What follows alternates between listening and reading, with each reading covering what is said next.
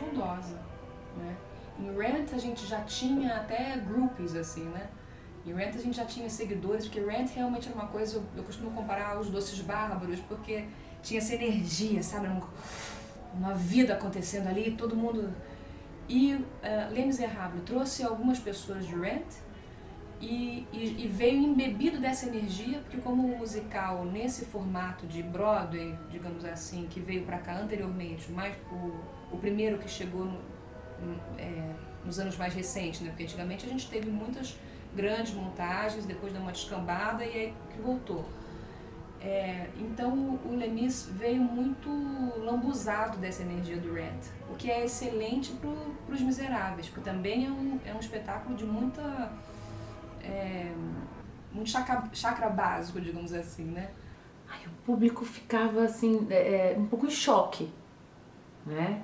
Porque era um cenário muito grandioso, é um espetáculo com uma orquestra enorme. Então a música do Les Mis é muito forte, né? Então, o público ficava assim, eu falava, o espetáculo tinha na época 3h15, agora acho que tem 2h50, 2h45, com um intervalo.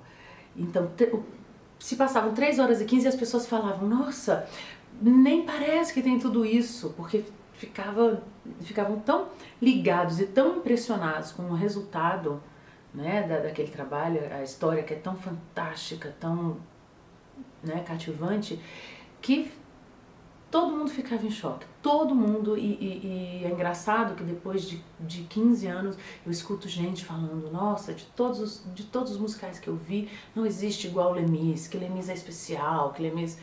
Então acho que Les Mis marcou para muita gente, não só para quem fez o espetáculo, mas para quem assistiu. Eles não sabiam se aplaudiam quando terminavam a canção, eles não sabiam se ficavam em estado de choque, porque o cenário era a luz, os figurinos, era uma coisa tão fora dos padrões da realidade brasileira, que eu acho que as pessoas ficavam assim em estado de choque, sabe? E os atores também que estavam contando aquela história eram tão maduros mesmo no princípio, mesmo numa época em que o teatro musical ainda era muito principiante, você tinha bons atores ali, né, que sabiam contar aquela história com propriedade, então as pessoas não sabiam muito como reagir no começo. Hoje o público de São Paulo é um pouco mais, inclusive mais crítico, que tem muito mais referência, não aceita qualquer coisa, é muito mais exigente do que naquela época, né? Então tem até uma certa inocência, né? Porque a gente via que o público ficava assim muito embasbacado, muito impressionado. Foi uma boa época, foram épocas muito românticas. Tudo menos a emoção. A emoção era a mesma da primeira montagem. As pessoas saem lavadas, emocionadas. Claro que elas têm o alívio do casal cômico e tal, que é difícil de fazer, né? Levantar o público depois dessa desgraceira toda. Mas, de resto, a reação...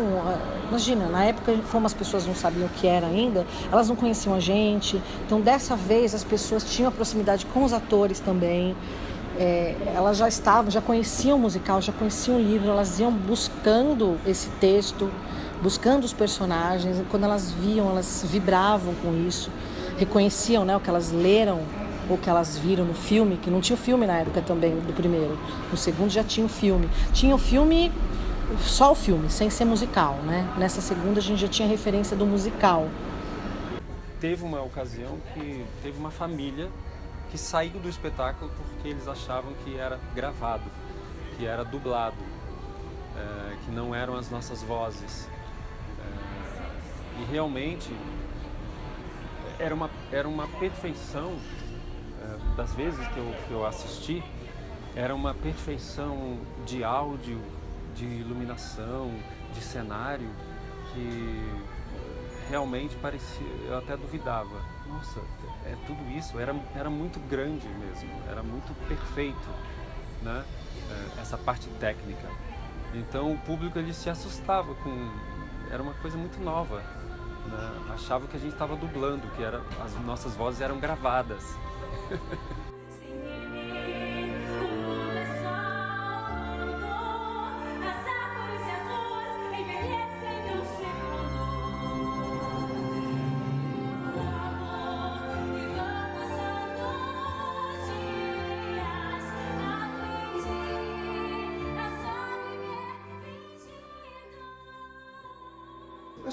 muita coisa diferente, né? A gente tá muito tempo depois, né? Faz muito tempo.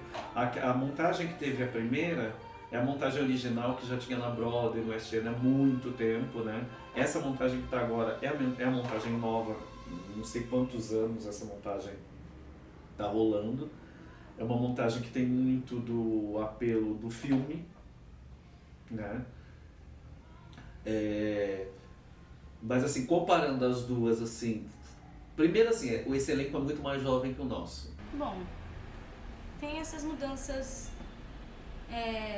de cenário, de luz, enfim, essa montagem atual, eu acho que ela é mais rica nesse aspecto, ela traz mais elementos cênicos, mais ela tem essas projeções das pinturas do Victor Hugo, que eu acho que dá um toque muito delicado e muito bonito, assim, você colocar mais da identidade do autor ainda, sabe, dentro da coisa.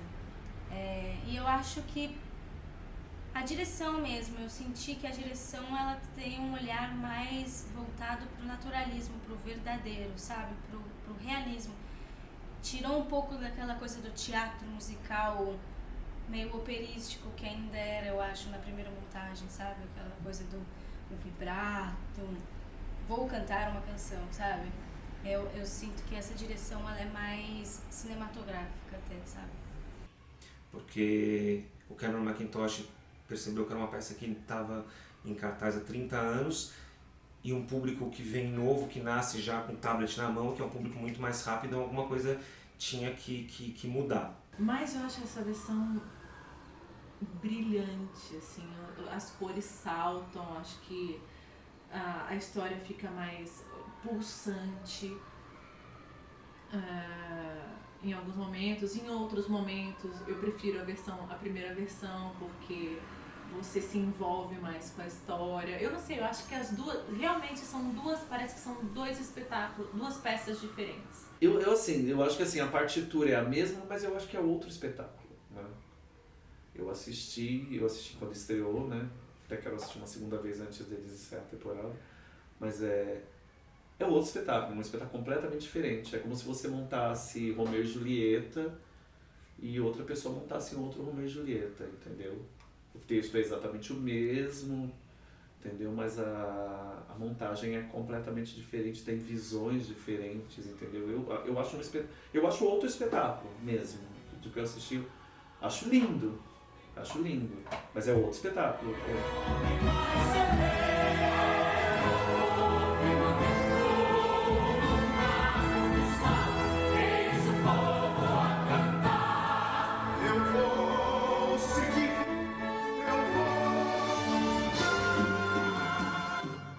Lemis tem tudo, né? Tem drama, tem comédia, tem eventos sociais é ótimo. Tem um papel social muito importante. Então fazer Lemis parecia que a gente estava apresentando a obra mais importante da nossa vida. E ele é tão atual que hoje a gente vive esse mundo de crise política, né? E de repente ter esse espetáculo que mesmo se tratando de uma outra época traz questões de indignação de um povo contra a miséria, contra várias questões que se mantêm muito atuais, né? Hoje a gente luta por outras coisas, né? Por menos corrupção, por mais transparência dos nossos políticos, mas o teor revolucionário é o mesmo, né? Se aplica muito à nossa situação hoje, do nosso país que vive uma crise e tal. E muda a nossa percepção, assim, querendo ou não, porque a gente vive a vida é tão corrida, é uma rotina muito louca, então você acaba ficando muito na sua vida, na sua rotina, nos seus problemas, nas suas coisas. E aí, quando você abre, você olha e vê que tem outras pessoas que, cara, muito louco, assim, a gente tem muita sorte, por mais que a gente ache que tem problemas e afins, a gente tem muita sorte. O espetáculo me revolucionou enquanto ser humano, eu acho que ele me faz isso. Inclusive, foi uma coisa que eu falei muito para vários amigos e alunos que fizeram essa audição agora, perguntando para a nova versão, né? perguntando se fazia, se não fazia, o que era, e eu falava, gente, Les é um transformador de vidas, assim, é algo que fica para sempre. Eu acho que o Gessé foi assistir ontem um musical e mandou um recado para todo mundo que ele tem muita razão, assim, eu agradeci demais ele pelas palavras. Ele falou, é o único, assim, o único grande musical assim que realmente pode mudar a vida de uma pessoa, que não tá só no patamar do entretenimento. Se a pessoa tiver ali, não precisa nem estar aberta, ela pode até chegar fechada ali, mas ela vai se abrir. É muito forte, são muitas histórias dentro de uma história só e tem muitas lições de vida. Eu acho, sem dúvida, eu cansei de falar isso em entrevista, é o maior musical do mundo, assim, da história. Nada se aproxima muito assim, de Les Mis.